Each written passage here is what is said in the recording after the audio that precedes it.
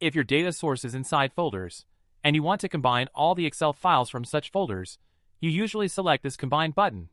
This creates many objects inside your Power Query editor, and if you click on this button in order to combine this other way, you may forget a very important setting, which can create a big problem in your reporting. In this video, we will discuss about this issue, and will provide the solution for this. Alright, I'm inside my Power Query editor.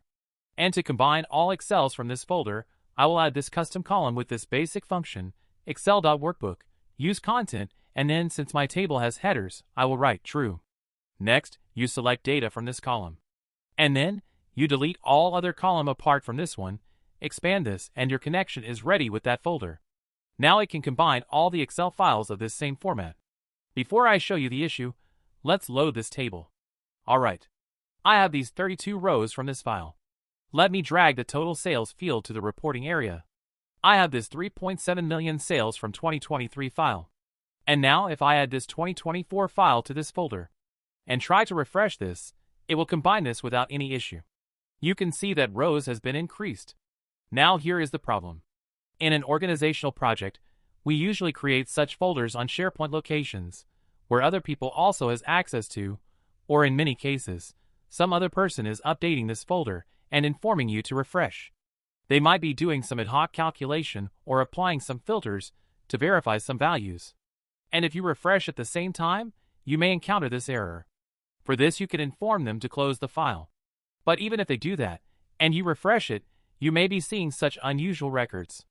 The sales number has been changed, and number of records has been increased.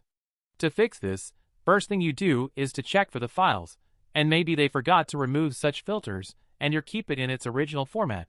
Come back to Power BI, refresh it again, and you again see the same issue. So what to do now? Let me go back to the folder, and check for each file. This 2023 file has this 32 records. And then, I will open my 2024 file. This file also has correct number of records, with no any filter, or any other issue.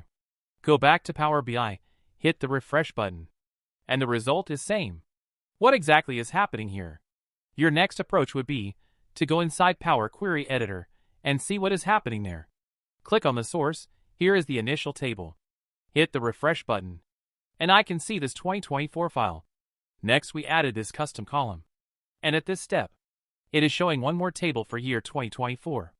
But I don't have any duplicate file in the folder. So what is this data, and where is it coming from? I keep on refreshing it, and it still remains here.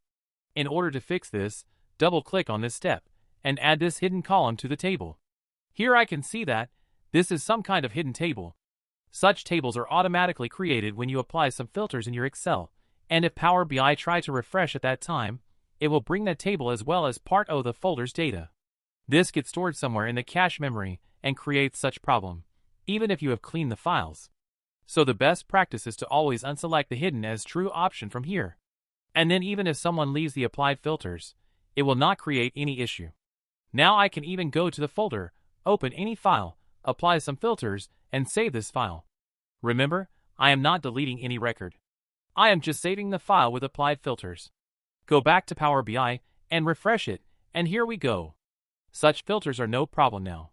You can cross-verify it by opening the 2024 file, where it is saved with applied filters.